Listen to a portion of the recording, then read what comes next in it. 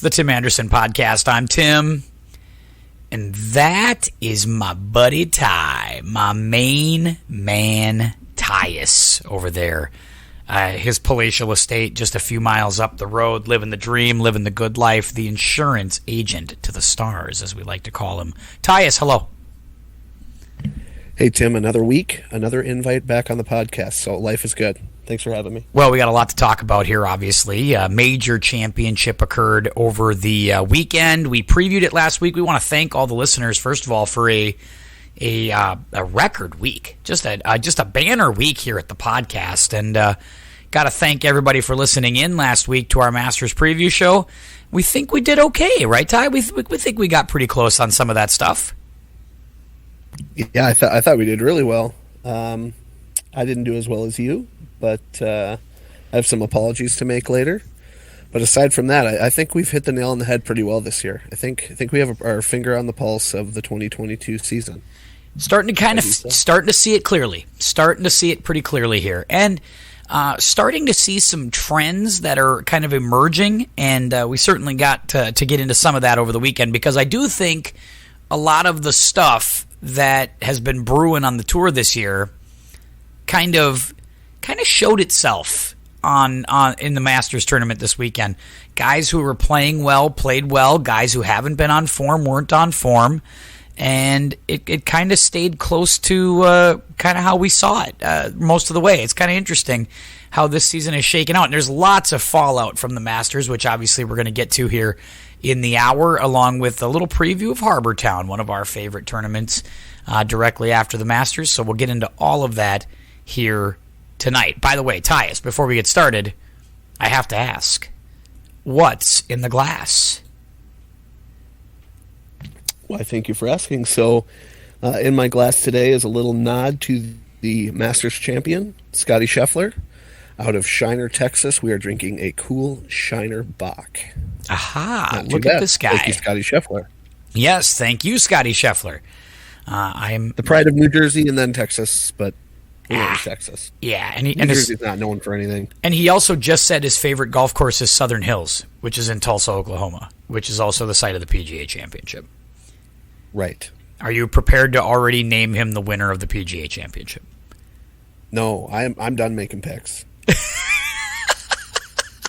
You know what? Your Cam Smith pick looked really good there for a while. It looked good. You had a chance at it.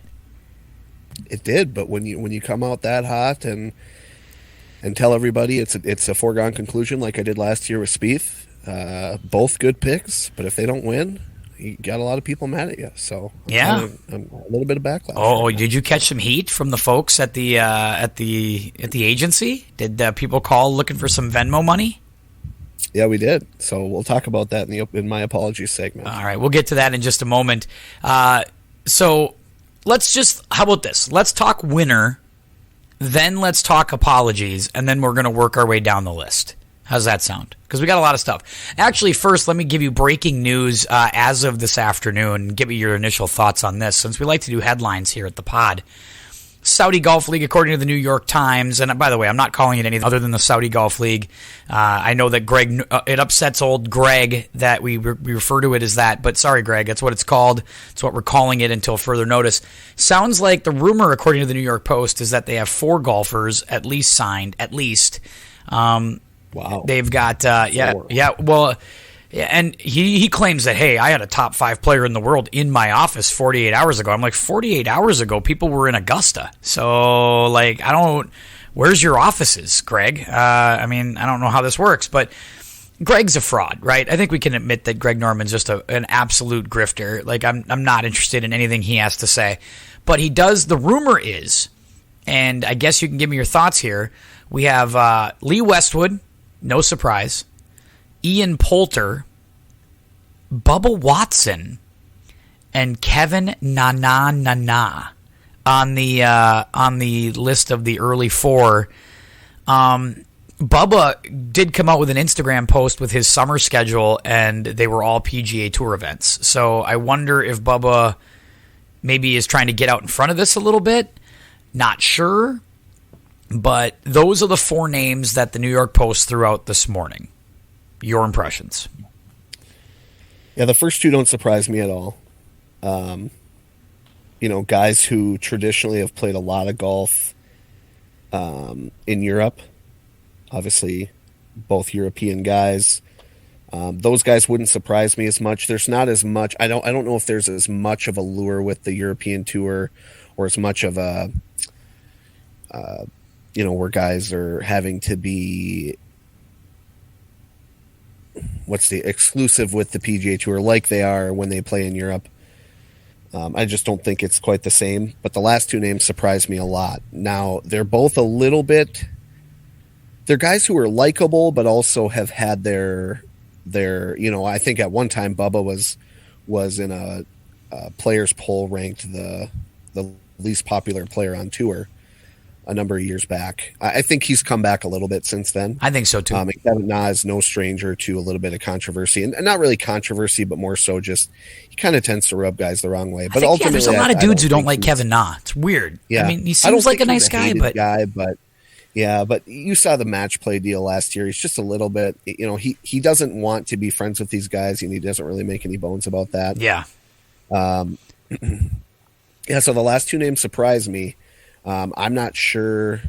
I just saw the headline. I didn't read the report, so I don't know what it's really based off of, or if they've come out and refuted it at all. But yeah, certainly surprised by those last two names. Well, the Westwood name, you're right, doesn't surprise. And again, it's the big comment I want to give to Greg here is, two of these guys are ready for the Champions Tour, and Bubba's best years are behind him. And Kevin Na's a good player. He's just a good player, not a great player, not an elite player. And if the Saudi government wants to pay these guys $6 million a tournament, to me that's a bad investment. Like that, I mean, it's good for Lee Westwood. It's good for Ian Poulter. That's bad investing for the Saudi government, I think.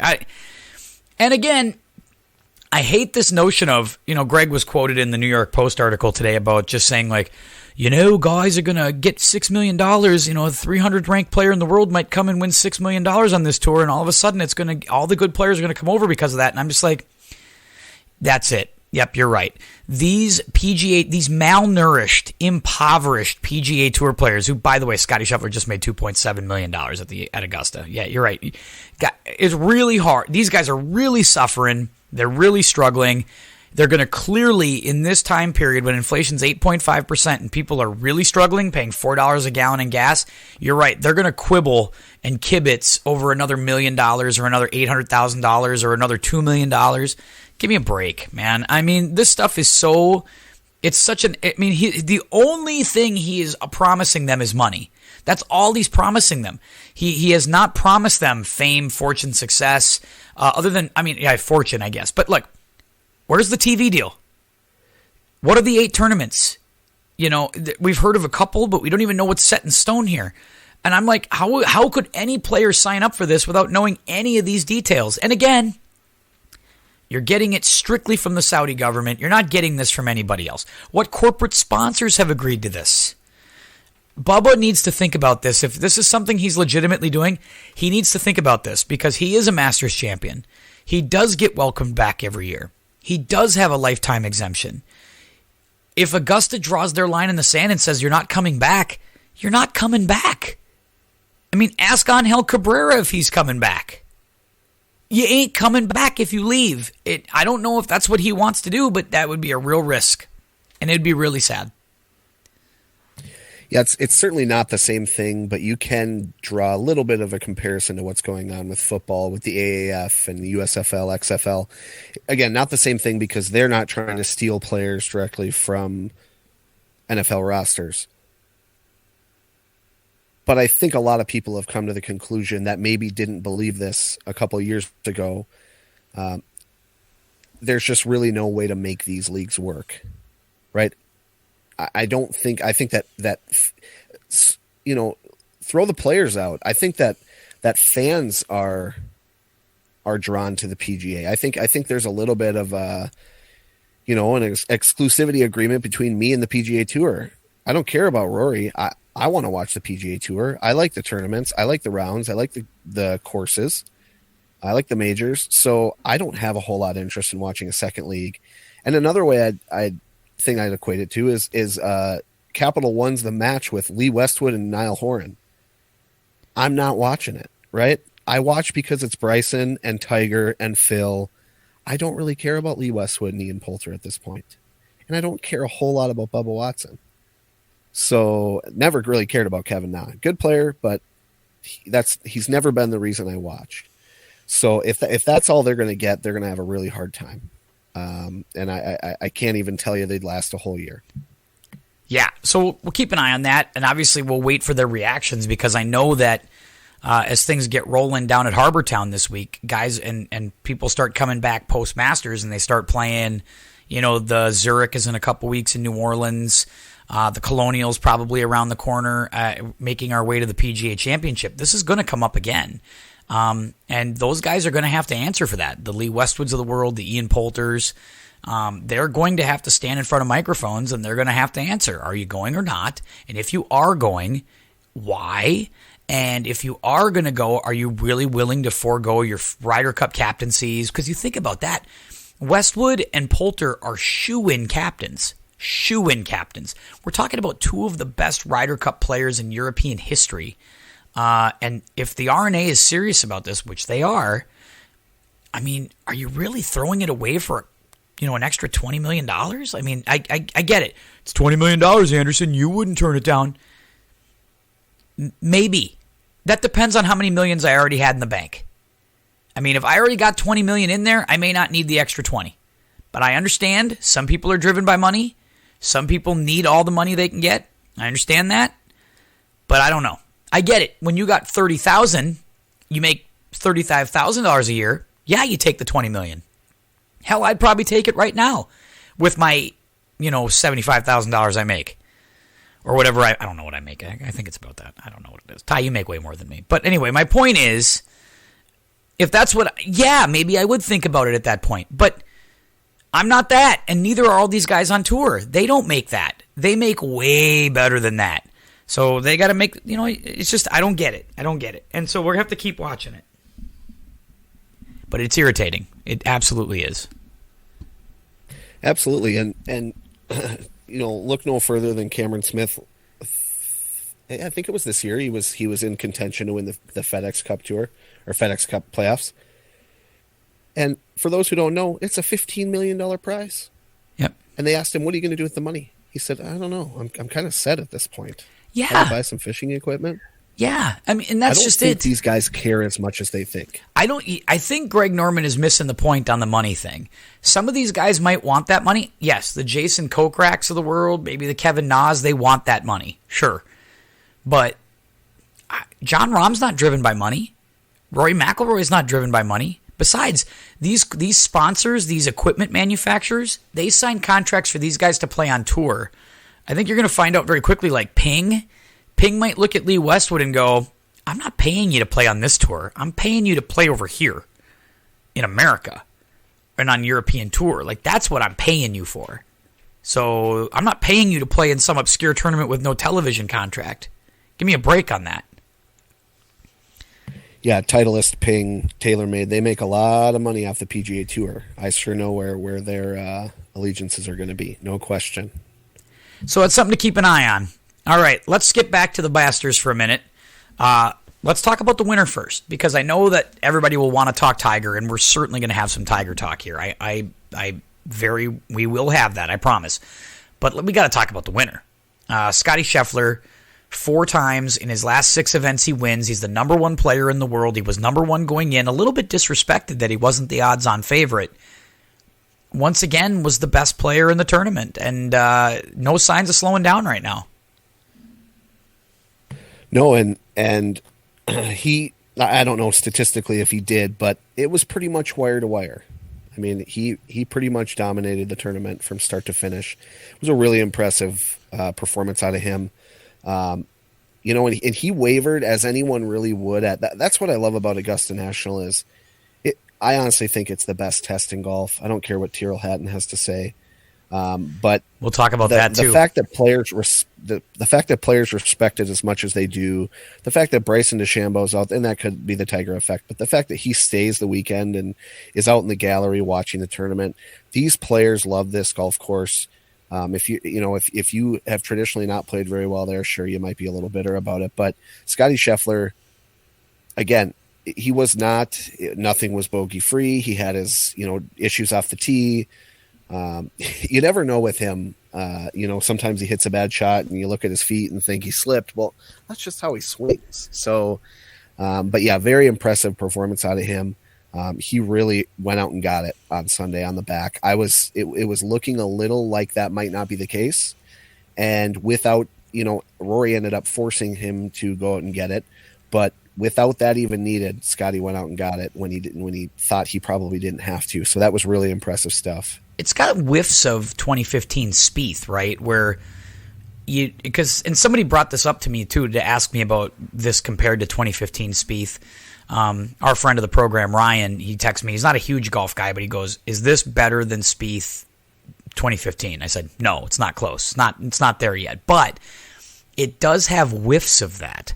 Where a great example of that is on the third hole, right? Cam gets a birdie early on, gets himself to about a shot back. He's right there, and it looks like things are going to be like he's in tight at 3. I think it's at 3. He's in tight. He's got a chance to make a bird. And then Cam birdied 1 and 2. Scottie narrowly parred 1 and 2, and then Scottie hit the ball 50 yards left on 3.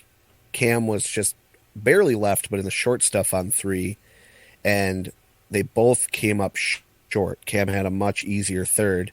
Cam ends up bogeying. Scottie chips in, and that was pretty much the end of it. Yeah, it was like your class. It was like the classic Mongolian reversal right there. Like he absolutely just said that multiple times. He had the opportunity to, Cam was bringing the heat early on. Like he was charging. He was challenging Scottie early, but again, the whiffs of Spieth come back, right? The whiffs of a Tiger in his prime, where just when he had to hit a shot, he hit a shot.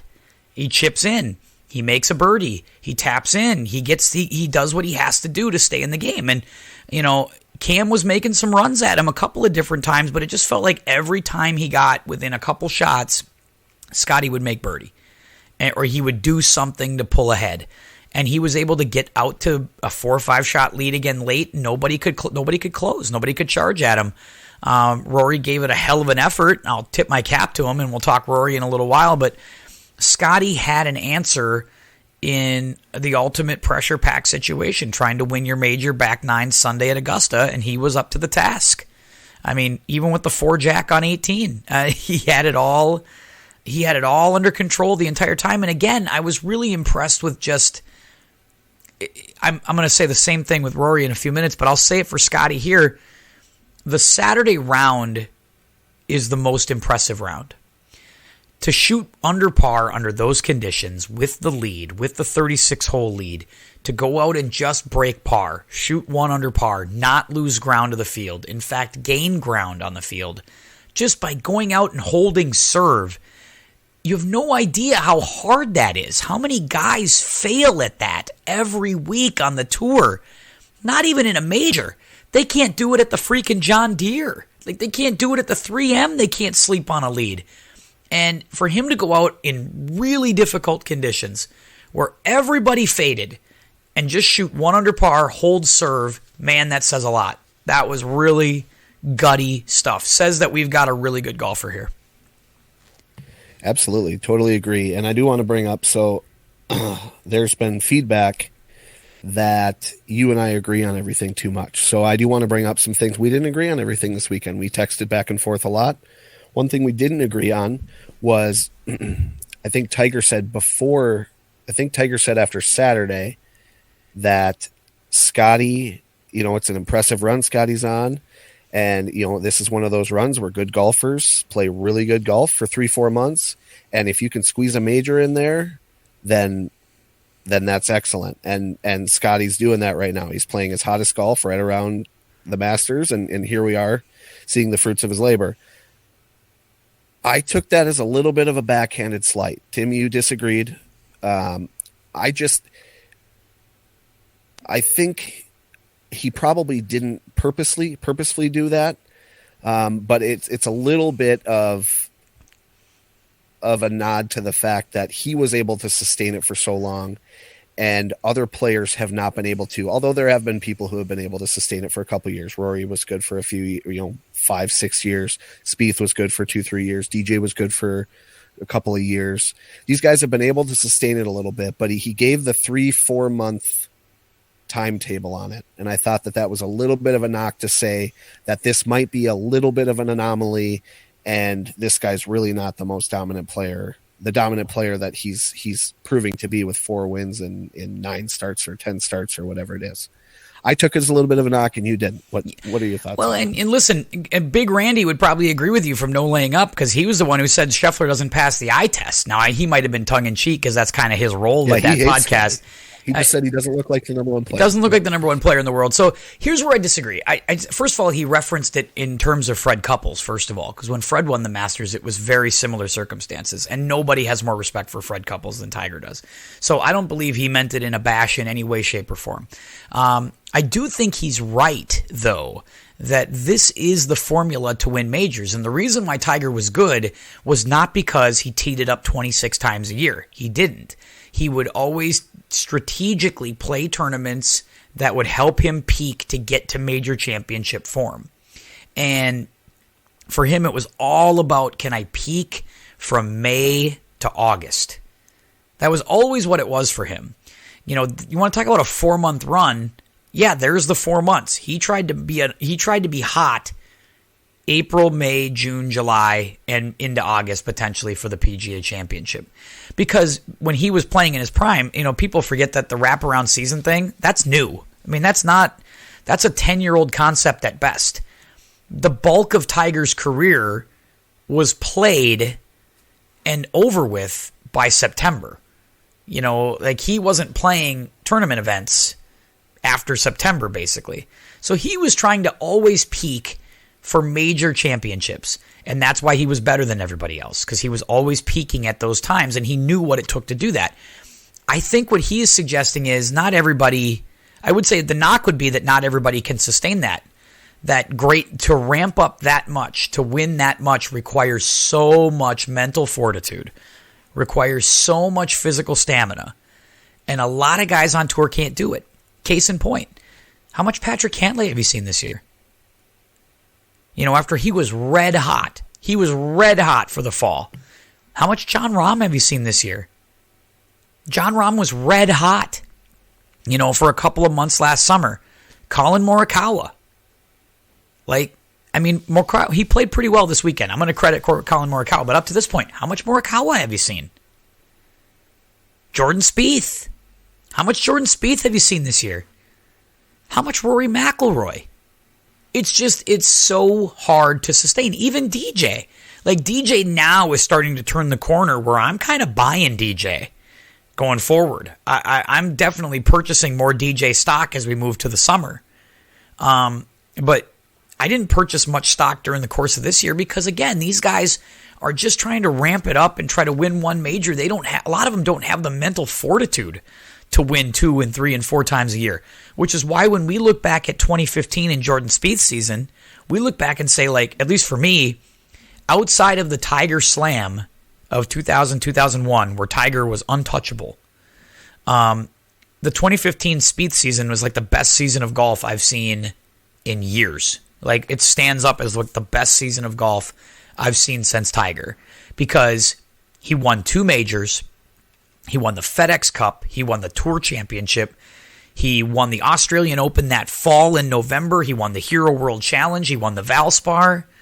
He was one shot out of a playoff at St. Andrews. Get a playoff, yep. Yep, and he was second to a red-hot Jason. The only player on the planet that would have beat him at Whistling Straits was Jason Day. The only player on the planet. So that means in the biggest events, he was there. And he won the John Deere, too, by the way. So, he won 5 times. He won 2 majors. And he was within a Smurf's ass hair of being in a playoffs at St. Andrews and winning in the PGA. That's unbelievable mental strength. Not everybody can get there. And I think that's what Tiger's getting at. Now, if Scottie sustains this, big-time stuff, right? Huge. He can sustain this for 2-3 more months. He's going to win a lot because there's not a lot of guys who have the game he's got. But I think what Tiger is suggesting is, maybe let's not a condescending way either, but just saying like he did exactly what every guy on tour is trying to do. He did it. Give him credit. Let's revisit this in 2 months and see if he's still here in June, and see if he's still the number one player in the world in June. Right, and that's golf. So that's why casual golf fans, when they better drink a beer here. Pulling My up goodness. their Masters pool when they're pulling up their Masters pool and trying to make their picks. That's why you and I, we don't have any insider knowledge, but we pay attention to golf on a regular basis. And golf is all about horses for courses and who's playing good golf right now. Yep. Doesn't usually, you don't usually show up after missing 4 straight cuts and win the Masters. It doesn't really work like that. So that's why we've had, I think, some pretty good success picking players. Whereas the average novice golf fan is going to pull up and say, "Oh, Bubba, he's won the Masters, right? He's in good form." Well, Bubba might not have played golf in 2-3 months, and the average golf fan doesn't know that. So you're definitely right, and that'll be. I got burned on Jon Rahm last year a little bit, and that story's not told yet, right? The Jon Rahm story is not finished. So Jon Rahm could come back to be the number one player and go on a 5-year run. Absolutely. And no one could usurp him. But like I said, I got burned a little bit on him thinking that was Jon Rahm had made it and he was going to be a force to be reckoned with at every major because he was that good. And he hasn't figured that out for that second consecutive year. Again, could bounce back, but that's what we want to see out of Scottie. I wouldn't be surprised if he plays well at the PGA. Or the rest of the year through the FedEx Cup playoffs. But that'll be after seeing Rahm, Spieth, these guys who have had kind of a little bit shorter runs. It'll be interesting to see what Scottie looks like next year. That'll probably be the real tell. And add JT to that list, right? JT won a major. He's got 10 wins. Like, it felt like he was a comet, right? Like, he just, for a year and a half, like, it felt like he just won everything. He won FedEx Cup. He won the PGA at Quail Hollow. He won a whole bunch of WGC stuff. Like, he was just on fire. And now you look at him. Like, he won the Players last year, which was great, but he not really much of a factor in a lot of these events. And so you can see how you run hot and cold in this game. Scottie is striking while the iron's hot, and him and Ryan Palmer could be a deadly force at the Zurich in a couple weeks. So I can't wait to see what that looks like. But Scottie's starting to, and he's pulling away. Like, he's pulling away from guys, not just in the FedEx Cup standings, but just in the overall number one ranking, because the more he keeps winning from this spot, it's going to be harder to dethrone him. Right. Can I do some apologies quick? All right, let's go to the apology segment. I like this. Apology. I'll stand back. You have the floor, Ty. Please apologize. All right, so I have some apologies to make. I've been avoiding these. I've been making predictions, and then the next week not coming back and admitting that I was wrong, and I'm wrong a lot. I'm a man enough to admit that. So first one is obvious, Scottie Scheffler. If you go back and listen, I did say he would make the cut, but I thought he would struggle. I thought that this would be a little bit too big of a stage for him, and I was wrong. So Scottie Scheffler, obviously, I owe you an apology. Congratulations. We all three, we both bought Scottie. We both did. I had him in my picks. Yeah. We both said, no, he's good. There's good value there. But we were concerned about this moment. I don't think that's unfair. But apology accepted. Right. Yep. And then next, Rory McIlroy. I did not see that coming. And I watched, in the featured groups, I watched Rory's front nine, and then we saw almost all of his shots on the back nine on the main broadcast. And I have not seen Rory look like that in a long time. Right. I want to point at 18. So if you have time, go back and watch 18. So he clearly has a day. He's putting up a score. That's a foregone conclusion. He hits the ball left in the bunker. Has a smile on his face the whole time. Right. Looks like he's having a great time. Right. Looks positive. Looks encouraged. Walks up to a shot in the bunker. Hits his second. Looks like it could be on a good line. Falls short. Goes in that bunker. That's a little bit of a bunker of death with the slope, the back to front slope on that green.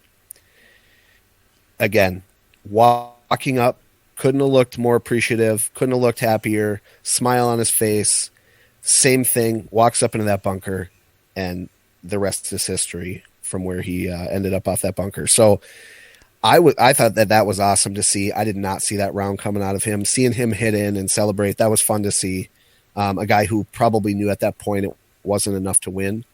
That's the Rory that I want to see again. And to go from bunker to bunker and never lose confidence or your smile, and to look like you're having fun when you're a player who's had years of struggles. I thought that was really impressive. So I said on the podcast that I wasn't buying Rory McIlroy for this week. So I didn't buy him either. Apologies to you, Rory McIlroy. My last and biggest one is kind of a big one. So I had a lot of people that took my prediction segment seriously. And I had somebody put $2,000 on Cameron Smith to win. Oh, no. Yeah. A buddy of mine, Chad Carlson. He was looking good for a while, though. He was looking really good. Yeah. He fell short. So, Cheddar, I'm sorry about that. Next time I'll either steal your ride or I'll tell you not to listen. Well, Chad, you got to hedge. You got to hedge, too. You got to hedge a little bit. Top 10 that thing, too, so that you get a little extra, so you get a little something in there. But, all right.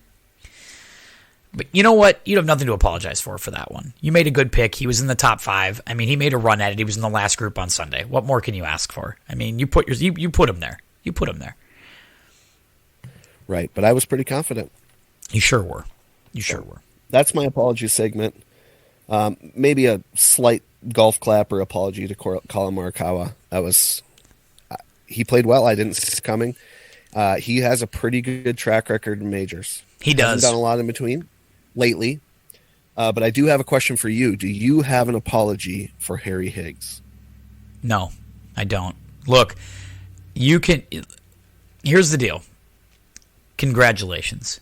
You found a way to hang in there and make the cut, and you took what did he do? What did he do? T20? What did he finish? I think it was better than that. I think T14 maybe? T14? He was. Yeah. Just for the record, no, I'm not apologizing. T14. Listen, congratulations. That's a nice performance. It was a nice performance. And I'll tip my cap to you. You played some good golf. I still haven't seen anything remotely resembling what your reputation is giving you. Like, the amount of positive pub he gets, the fact that he got his own feature story on live from the Masters on Golf Channel is a disgrace. It's a disgrace because he has done nothing to earn that. Totally agree. He has done nothing to earn his own feature spot. Hasn't won anything. He hasn't taken a top 5. He had a top 5 in the PGA last year. That's what got him into this tournament.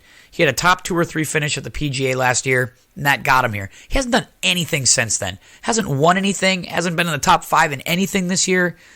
All he's done is piss and moan about greens and course conditions. He wants to shoot 100 under par all the time. Whatever, dude. Just because I like to expose my chest hair and I'm not in shape and blah, blah, blah, blah, blah. Who cares? Who cares? Who cares? Go win something. Go play golf. I keep telling you that all the time. So I'm not going to apologize. Congratulations. I'm glad you played golf. Good for you. I hope I inspire you to play even better at Southern Hills. If he goes and finishes in the top 5 at Southern Hills, I will apologize. Okay. I will stand here and I'll say, Harry Higgs, you've arrived. You're a golfer. Congratulations. Until then, you're just another dude. Noted. Thank you. Let's talk Rory for a minute since we brought him up. I'm with you on. Here's the question on the Rory. Is this just another example of Rory when he gets to play loose and free without any pressure, backdooring his way to a high finish in a big tournament? Or is this potentially a watershed, turn the corner moment, and we're going to get Act 2 of the Rory McIlroy great career? I have not seen that yet to predict that. I would probably go with that it's a whole lot of nothing, maybe. I just have to see more. I think that we'll maybe learn a lot at the PGA. I would have liked to seen him not struggle so much out of the gate. But, I mean, or Augusta National, he's never won there, but he's had good finishes there, right? He's been in the final group. He hasn't had good final rounds, though. Like, that was encouraging. No. But again, like you said, he didn't have a lot of pressure. He didn't have a chance mathematically, really.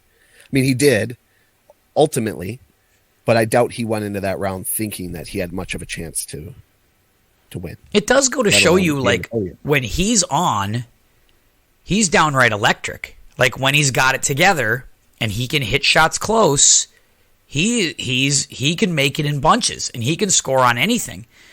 I think where I'm willing, in normal years I'd sell. Normal years I'd be like, you know what, Rory's backdoored into a million top 10 finishes in major championships. You know, coming from way back and having a good final round and backdooring his way in. Did it at Carnoustie in 2018 when Francesco Molinari won it. He's done it a bunch of times at U.S. Opens and PGAs and British Open. I'm not interested. But where it gives me a little hope is the Saturday round. I talked about that being Scottie Scheffler, like the big thing, going out and shooting 1 under. If you look where Rory McIlroy was, he was behind Tiger after 36 holes. He was +2. And all the guys from Tiger on back just wilted away. Adam Scott was 8 over. Westwood was over par. Everybody was over par. Everybody was over par. Tiger's 6 over. Rory shoots 1 under. And he's not a guy who likes to play in the wind, even though he's from Ireland. You know, and he's near Royal Portrush. He's really as Americanized as they get because he's not a great wind player.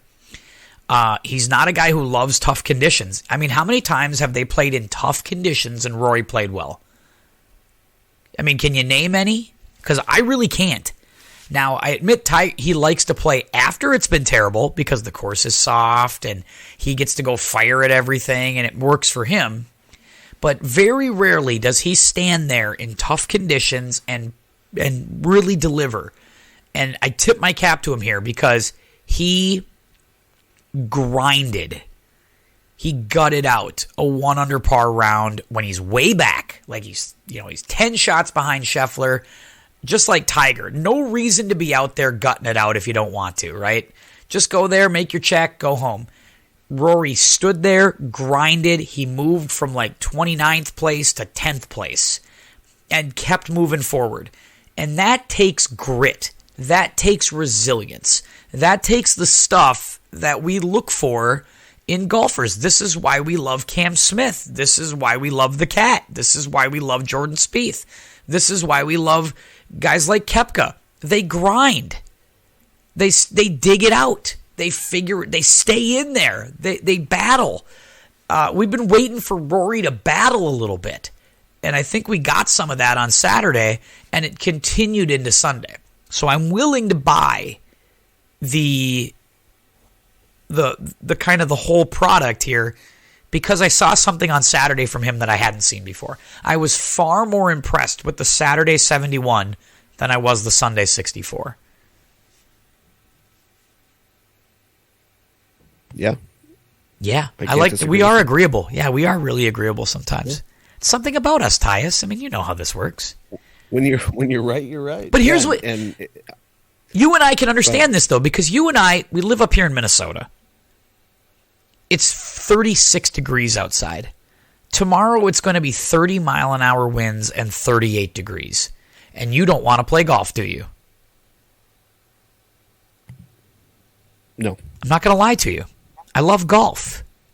I don't want to play golf in that. I don't want to play in it on Friday when it's 39 and it's 20-mile-an-hour winds.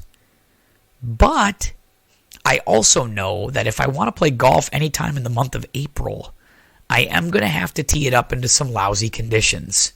So on Saturday, I'm going to probably play when it's 43 degrees and 10-mile-an-hour winds because I have to, right? But again, certain guys don't want to play in that stuff. Certain guys just say, you know what? Call me when it's 60. I'll be ready to go. Call me when it's 58, no wind, and I'll be ready to go. certain guys can play in those conditions, and it takes grit, it takes some guts, it takes a little courage, it takes a little crazy, it takes a little stupid, it takes a little all of that. It was good to see Rory show me some of that. I was excited. You know what takes all those things? What is that? Putting a vest on and off in between every shot for an entire round of golf. And it made it so easy. So easy for the, we'll see if he can slip on the green jacket tomorrow. Just made it too easy. I think it was on purpose. Yeah, clearly it wrote itself for old Jim Nantz there. No question about it. That was a little silly. It was a little silly. I'm surprised they didn't give him a green vest. Anyway, let's talk cat. Because we're working our way to the 45-minute mark of this pod. We need to touch on the cat. I think you and I were pretty spot on here. We both thought he could make the cut. We both felt he would beat a bunch of tomato cans. He did do that. And we also thought he might run out of gas. And he did. Your grade of Tiger. If you were a teacher, I am. You're not. But let's just say that you are for a minute. What grade do you give Tiger Woods? It'd be hard not to give him an A+, because even though we predicted it, it doesn't mean it was the easy answer. You know, you talked about beating these guys who aren't really interested or aren't really professional golfers at this point. But there were a lot of good golfers who missed the cut, who he beat. So I have a hard time giving him, in his exact situation, anything but an A+. But you said it. We predicted it pretty much spot on, that he would make the cut and run out of gas.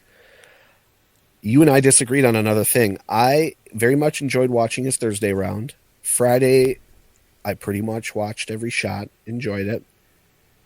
I was very bored watching him on the weekend, and that's not a shot at him.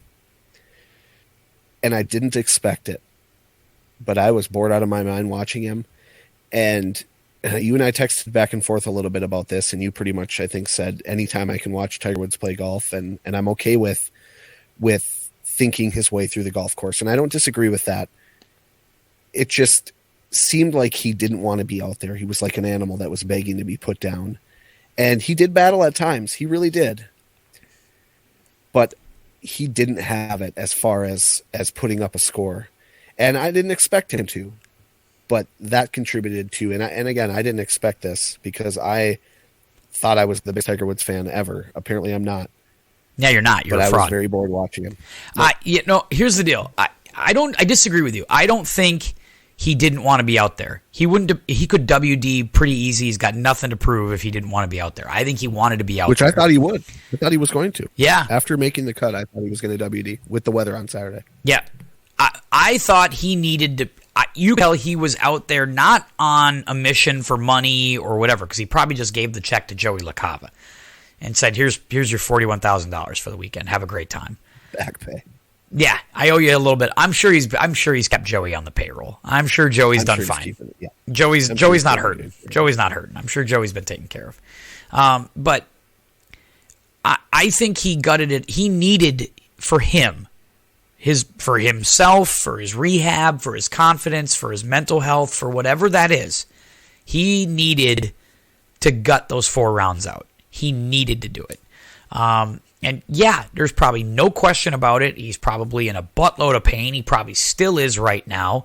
That foot ankle looks, it doesn't look great, especially when he's walking down hills. It looks like it doesn't have any mobility in it whatsoever. But he needed to play all 4 of those rounds, regardless of the score. And you're right. Maybe on Sunday, the score was absolutely not a thing because he was just trying to plot himself through it.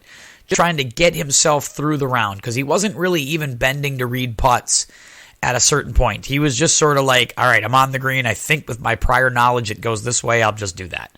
And he wasn't really as dialed in as you would have liked. But I think he was... The thing you like, though, he was laughing. He was smiling. He was talking to Jon Rahm in the fourth round. Like the reaction, if you watch him, is like, well, I was like, God, I don't think Tiger talked to anybody when he was in his prime. Like, I swear to God, he walked 10 miles away from everybody. Here he was walking with Rahm and talking with him the whole time and going back and forth and gabbing away. And Joaquin Niemann said the same thing. Like, it was really nice to play golf with him the first 2 rounds. It was great. Like, and after Louis Oosthuizen withdrew, it was just him and Joaquin in round 2. I mean, I think Tiger, I think Tiger really enjoyed being there, and I think the fans really spurred him on and really gave him something to look forward to, because he got into that clubhouse with Amanda Balionis and Kara Banks and said, I'm going to St. Andrews. I'll be there. Like, just walked into the clubhouse in pain and said, he didn't hedge. And again, I said this last week, he usually hedges. He usually says, well, I'm going to go back and I'm going to meet with my team and I'm going to rehab and try to get a little stronger and we'll see and blah, blah, blah. Nope, he said, I'm playing St. Andrews. I'm going to be there. Everything else we'll see. He hedged on Southern Hills. He hedged on Brookline. He did not hedge on St. Andrews. And that tells you that he walked out of there feeling pretty good about this situation. Not Amanda Balionis anymore, by the way. Amanda Renner, for all those golf fans out there. I'm sorry, she's off the market. She's married. But yeah. Did she go by that at the tournament? I'm sorry. Did she go by Amanda Renner at the tournament? I didn't know that. Yep. See, I don't like it. Just making Got to go back to Balionis. Yep. Let's go back to that. I liked it better. Same. Yeah, I was sad. Had to look it up. Yeah, you didn't even recognize her. All right. Either way. So I'm with you. I give Tiger an A. I don't give him an A+, but I give him an A because I thought in round 1 especially, he grinded his way through that because he didn't have his swing didn't look great. And he made putts. From the beginning. Yep, right. He made putts and he chipped his ass off on that Thursday. And in that second round, when he bogeyed 4 of the first 5, you're like, Tiger's trunk slamming on Friday. I text you that and said, I think Tiger's going to slam a trunk on Friday and go home. And he could have. He could have very easily did that. He could have very easily shot 78, 79, missed the cut, got on the plane, went home. And nobody to said a word. Nobody would have been upset or whatever. But he fought back, battled, and he only shot, what, did he shoot 2 over par? He went from being like 5 over to 2 over, made the cut comfortably, and that took some grit. That was some really gutty stuff from Tiger on the Friday. I was super impressed. You're right, Saturday and Sunday didn't go well. Did not go well. I think he'd tell you that. It wasn't great. But, hey, he finished 4 rounds at a really tough place to walk, and it could only get better from there. Yeah, it won't be as difficult at St. Andrews. A little bit of flat ground there. A lot of flat ground at St. Andrews, and he's openly admitted it's his favorite golf course. Like it's the course he loves to play. Just have to hope he doesn't end up in any of those deep bunkers. That could be treacherous. Could be treacherous, but also the beauty is he doesn't have to. He can plot around St. Andrews and be fine. Like he really can. He doesn't have to, bomb and gouge his way through that. It's links course. Now the big key is getting a good draw. Getting a favorable weather draw. If Tiger's got to play in cold and rain and wind, that may not bode well. But if it's if he gets the good draw and he's on the right side of it there at St. Andrews and it's firm and fast and it's playing tough with a little bit of wind, I like his chances. He can play well there. I don't know if he'll win, but it's a good course for him, to say the least. So I'm in on that. Right, and I'll be... walking back a little bit and saying, I hope that Tiger Woods plays in every golf tournament, right? I'm not rooting for him not to play in these golf tournaments. I wasn't as dialed in on Saturday and Sunday as I would have expected, even with him not playing well. But watching him at St. Andrews will be a lot of fun. Listen, I'd watch Tiger mini golf, right? So maybe that's just me. I would watch Tiger round the clock. Doesn't matter. Doesn't he have mini golf facilities in Florida? I'm sure he does. Yeah, that's right. He's got that. What has he got? Chip and putt? No, he's got Pop Stroke. Pop Stroke is what it's called, I think. Pop Stroke, yep. I want to go there. Sounds like a good time. Yeah, let's go. What are we doing? Anyway. We're going to Sand Valley. We're going to Sand Valley. You bet your ass we're going to Sand Valley. I decided I am going to bring my push cart because I like it. I like my push cart, and it's got room to store stuff. Who knows if the carts they give us will be able to store things?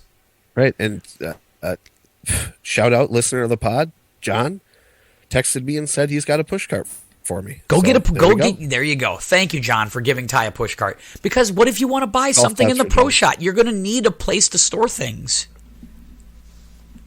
Got to keep stuff. Right. And we need a place for a scorecard and stuff. You got to have a push cart. I'm bringing mine. So come on now. Yep, same. Good man. Good. Thanks, John. Shout out to John, by the way, on the pod. Take you up on that offer, John. Appreciate you, John. Well done. Way to take care of Ty. I agree. Ty should have all of his own stuff by now, but it is what it is. We'll deal with it. No, I don't walk. That's why. You should. I mean, I don't walk a lot, but I do walk enough. Like I walked more last couple of years than I ever have, but walking's not bad. For exercise. Do they allow golf carts at Augusta? I'm sure they do, because they got a lot of old members, and it's a very tough walk. It is a tough walk. Augusta National, for those who don't know, not open in the summer. No, it's not. It's not open in the summer. It's only open because it's hot in the summer. It is hot as hell. And that place gets pretty baked out in the summertime. Question. Let's go to this piece before we get to our picks for this week in Harbortown. Disappointments. There's quite a few of them for guys who missed the cut, but even guys who made the cut and didn't do much. Give me like the 2 or 3 guys that you were like, well, that sucked. I'm disappointed. And maybe you're starting to worry a little more than you did before. Red flags, maybe we should call this. He made the cut, but Patrick Henley, a little bit of a red flag. Yeah. He's been pretty punchless. Right. In my opinion. Very Denny Hawking-like. Just very, very right. Punch and Judy, very, very 200 average, just nothing special, nothing dazzling right now. Bryson Dechambeau going under the knife tomorrow. Yeah, the Hammett bone. Disappointing. Yep. Xander, that's an obvious one. What is going on there? Holy cow! Right. The Xander one is bananas to me. Xander is just like, again, we talked about this last week. It's time to shit or get off the pot here. Like, we need you to get going, and it's one of those things where in golf you're either going forward or you're going backward. And I'm starting to feel like Xander's going backward. Yeah, I get it. He won the gold medal last year, Anderson. That's great. That's great. He beat 40 guys. A lot of them are not that good, but they were just so happen to be the best player in their country. Rory Sabatini won a medal there. So let's calm down a minute. Let's calm down on the gold medal. I mean, we're happy for. I'm glad. I'm glad he won it. Oh, go America. But let's settle down. Winning there is not the same as winning at Augusta. It's not the same. And we cannot measure them the same way. We cannot. So, as far as I'm concerned, he has not won a PGA event in quite a while.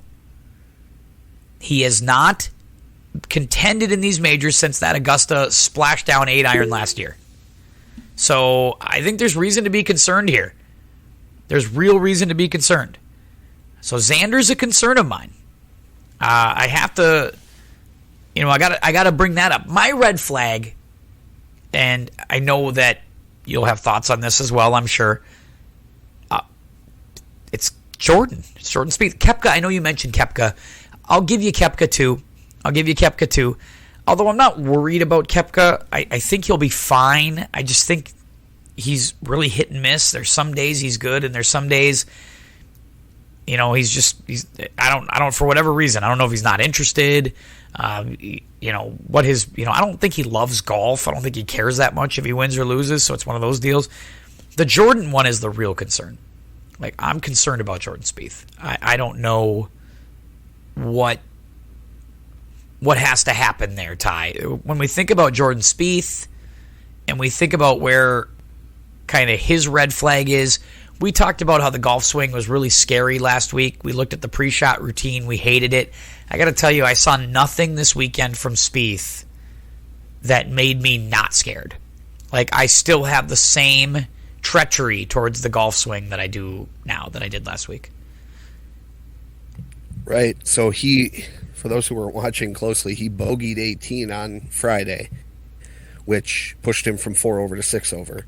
And he dunked it on 12 again twice. And that too, yeah. So he was having an okay week, and you texted me at the time. I wasn't watching that exact stretch, and I didn't even have to look it up. I knew obviously what happened, and you said if Spieth doesn't we really don't have to talk about Spieth being relevant at the Masters until he figures out 12, and I totally agree. I had mixed feelings when he missed the cut. He confirmed a lot more of what we thought. That pre-swing routine gives you no confidence. I'm not sure. It's some sort of making sure he's taking back the club on the right line, picturing it, and then trying to replicate that. But I also had a little bit of hope that had he made the cut, he could have had a Rory-like run just because of his history there. He does like the golf course. If there's going to be a golf course that he's going to put together a little bit of a round, it could have been Augusta in tough conditions. I don't worry as much about him in tough conditions as I do about others. So, but yeah, having said that, there's not a whole lot to be excited about. Definitely one of the disappointments of the week. I want to give a PSA to all the golfers on tour. Not many of them listen to the podcast, but if somehow you stumble upon this pod, I want you to hear me when I say this. Unless your name is Tiger Woods, do not change your golf swing. Do not change your golf swing. It will not work. It will make you worse. Brandel Chambly pointed this out when he said, that Jordan maybe has found a way to be more consistent with this golf swing, but he's half the player he used to be because he's taken the magic out. It's all mechanics now. And I think you could argue that's what's killed Ricky Fowler. I think you can look back and say, this is what's hurt guys like Luke Donald, went from number one in the world to irrelevant. Graham McDowell went away for a couple of years because he tried to find some distance, and then he came back with nothing. We can look at what happened to Rory McIlroy last year when he tried to chase down Bryson distance. We'll look at Bryson DeChambeau. Yes, he got the early gains and the early success, but we may not hear from him much after this because, he's injured himself. He's caused a lot of damage to his body. Not 100% sure he's going to get back the way he used to. And it's just it's the note to Scottie Scheffler, do not change, right? You can add things, and you should always be adding things. You should always be working on things. Phil never changed his golf swing, but he would always work on a wedge shot or a three-quarter knockdown shot or a stinger. Tiger always worked on trajectory stuff. Tiger was always adding shots. I'm going to learn how to peel a fadey stinger. I'm going to work on doing some other things. Without changing their golf swing, they added shots. But what we're seeing now is guys who need to fundamentally change their swing to get better. And it's do not do that. Please do not do that. And I worry that this change, look, Cameron McCormick's been his coach the whole time. Part of me wants to go to Cameron McCormick and say, please stop. Just get him back to where he was. Let him be who he is. He's going to spray the ball every once in a while. And that's okay. That's all right. Seve sprayed the ball. Tiger sprayed the ball. Scheffler sprays the ball. Some of the best players do that. Phil's one of the worst drivers of the golf ball in the history of golf. He won 5 majors.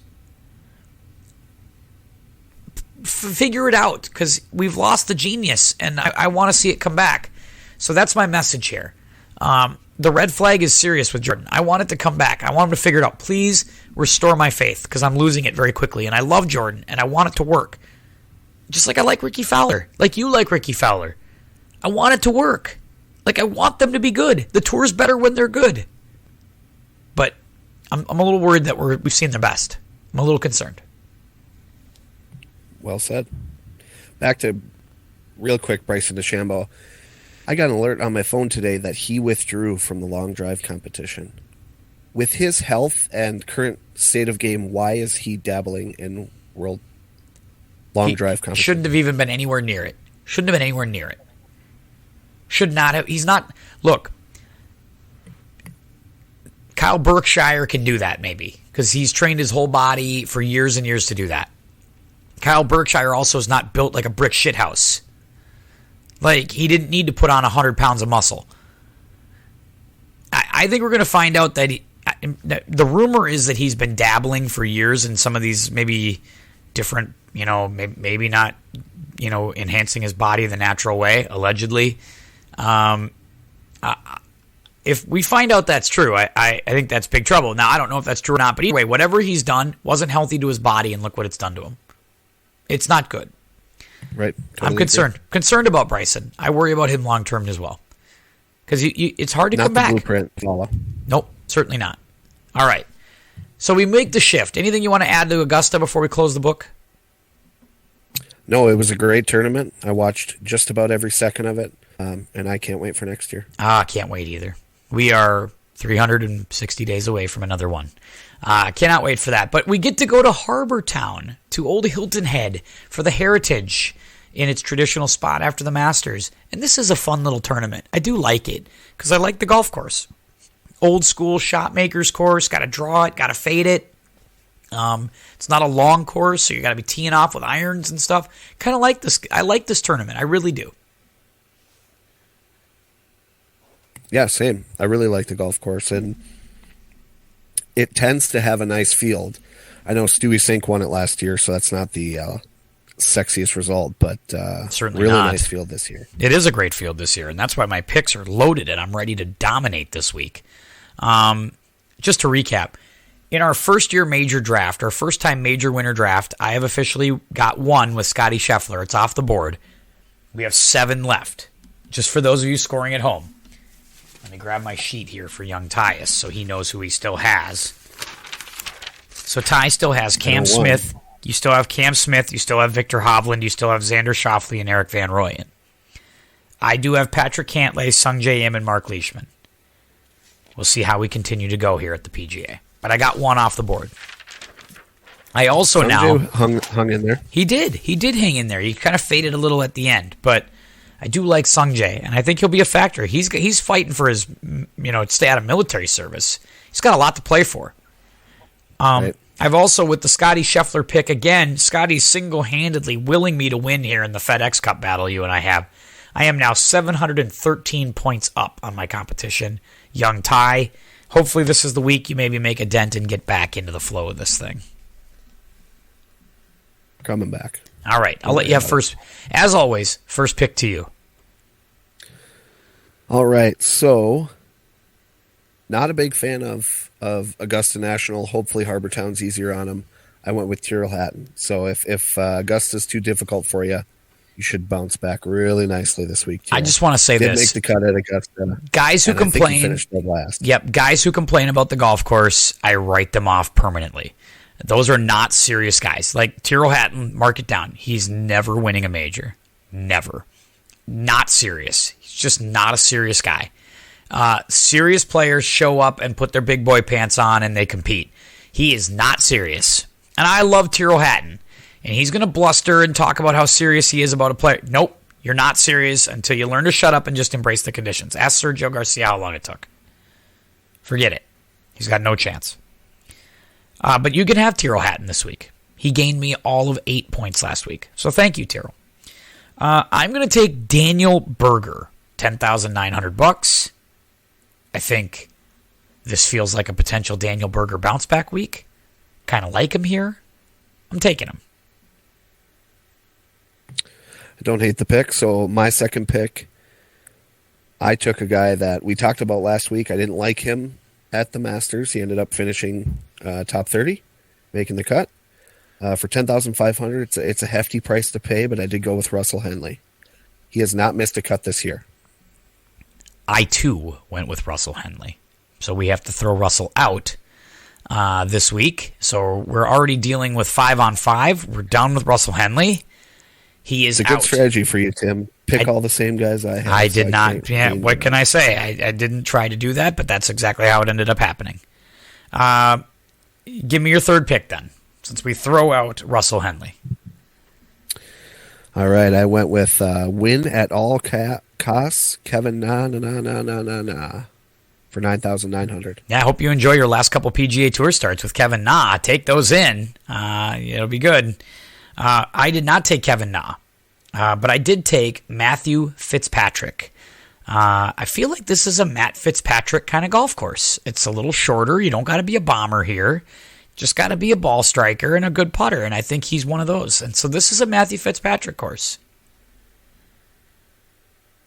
That's a guy who I really would have thought a year, maybe 2 years ago, that he would have been a top pick in this first-time Masters or major winner draft. Yeah. Fallen off a little bit. It's not that he's not playing good golf, but just hasn't really been the focus. Well, the problem is with the distance being such a thing, he's just not long enough, I don't think. Like, I think he's a good player. I just don't know if on some of these venues he can hang, because I just think some of the venues are too long for him. He's like Kevin Kisner. He's like a horse for course. So I don't know. But maybe he can win it at St. Andrews, though. He might be a pick at St. Andrews, to be honest with you. All right, so I have Fitzpatrick and Berger. We throw out Henley. Who are you going with next? All right, I went with the pride of Fargo, North Dakota, Tom Hoagy, $9,300. This seems like it could be a Tom Hoagy week. It does. I think Tom Hoagy's playing well, and he made the cut at Augusta. He's having a good year. He didn't really go backwards. He played decently. Yeah, he's having a good year. He's a good player. Good, solid journeyman PGA Tour player. Going to make a lot of cuts. I did not have him this week. I did, though, spend $10,400 on a guy who's also made every cut this year, also a little bit on the volatile side. You watch him and you just feel like any moment he's going to kill somebody. Like, he's got a little... I think I'm going to call him... He is like the psycho of the tour. Like, he's Norman Bates, like, or something. He's very crazy. I'm going to take Billy Horschel. Billy Ho, who's wound up really tight. You know, as they say in Ferris Bueller, you stick a lump of coal up his ass, like in 2 weeks you'd have a diamond. Like, that's Billy Horschel. He's wound very tight. So, what a pairing on Sunday for the key matchups on ESPN, or key groups on ESPN Plus. Yeah. Billy Horschel, Tyrrell Hatton, one of the first groups out. And Horschel had a slow start. Tyrrell did not play well. I ventured out in the garage for a little bit, was watching out there, doing some yard work, and I came in, and my gal, Kayla, goes, "This guy," points at Billy Horschel, "he has something to say about every shot." Like, yep. And that is very astute. Speaking of whining, though, like, Jordan did whine way too much this weekend, too. It's another red flag on Spieth. He whined way more than normal. Like, normally he's breaking down shots, but he was just complaining. I felt like he was just a little dour. Like, he had his dauber was down the whole weekend. Billy Ho, same thing. Billy Ho's just weird. He's just wacky. Right. It's never his fault. No, never. No, certainly not. Couldn't believe the shots he hit. All right, who do you got next? All right, so I think this might be a first for me in a while. I went with one of the hottest players in golf. Did not get an invite to the Masters for $8,300. He's getting up there in cost. I went with Troy Merritt.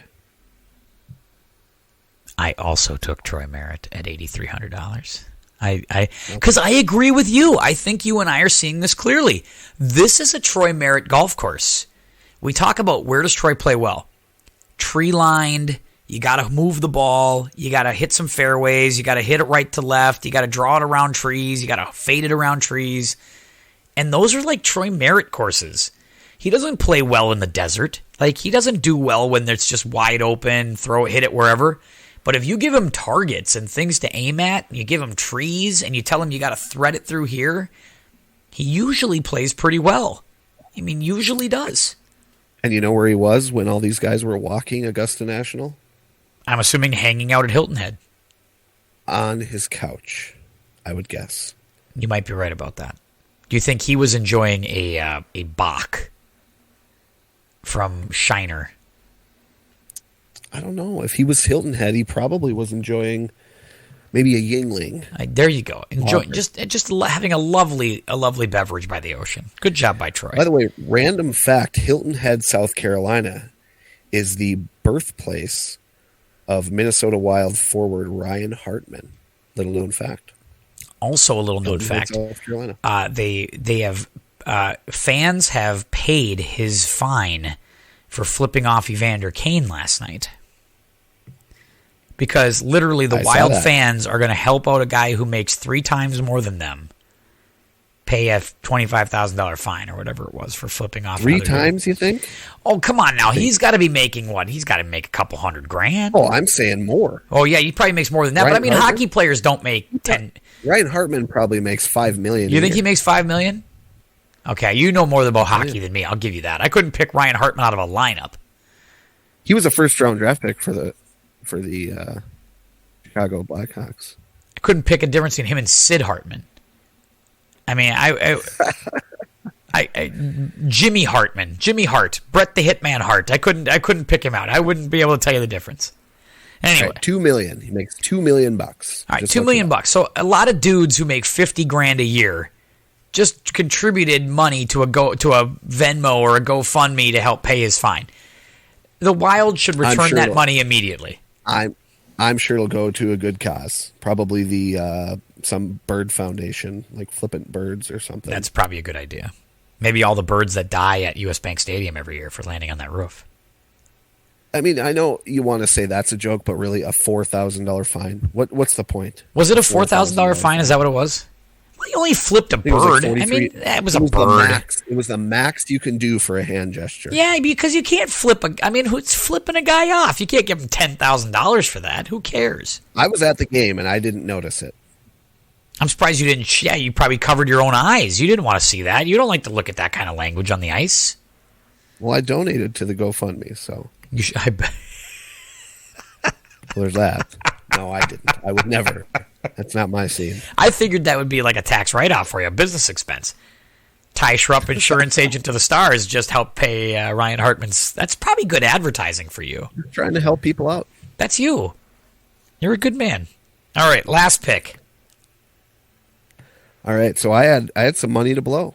I wouldn't say I had anyone from the bargain barrel, but had some money to spend, and I had enough money to buy Cameron Smith, but I didn't. Wow. I just want to show the restraint. I took the $100 discount, and I took Dustin Johnson, buying stock. See, DJ plays this because he's an RBC guy, and so he's got to play these tournaments. This is not a DJ course. Like, it is just not. He does not love. I don't think he ever plays well here. He just plays here because he's an RBC guy. I mean, I just don't think this is a DJ place at all. I'm looking it up right now. I thought he played there last year. Maybe he did, but I just feel like he's, this is just not his venue, I don't think. Like, it just feels... T13. That's not great. Yep. Couple spots behind, Cameron Smith, Colin Morikawa. I just think, like, for a guy who likes to bomb it and likes to send it, and that's his whole thing, like, Hilton Head's the one place you can't bomb it, and you can't send it, and you actually got to hit shots, and I don't know if that's him.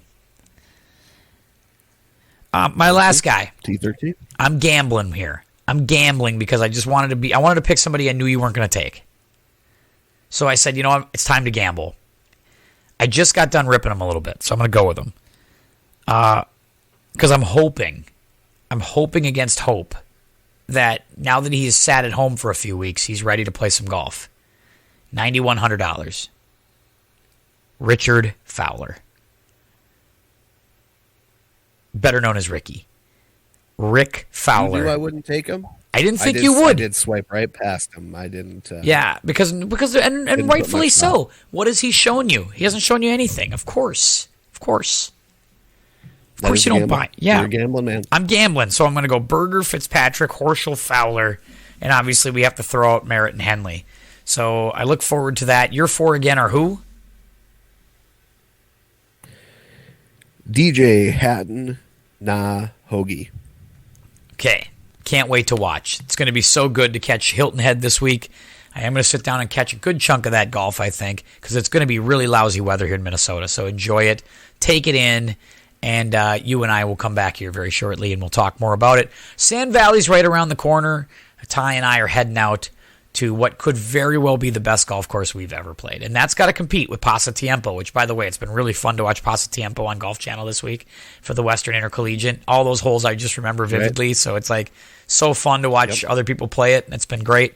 Sand Valley could make a run at Pasatiempo. We'll see.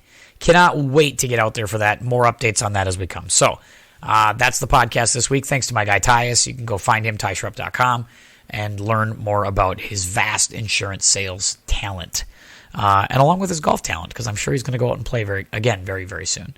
So until next time, for Ty, this is Tim saying keep your head up, and we'll see you.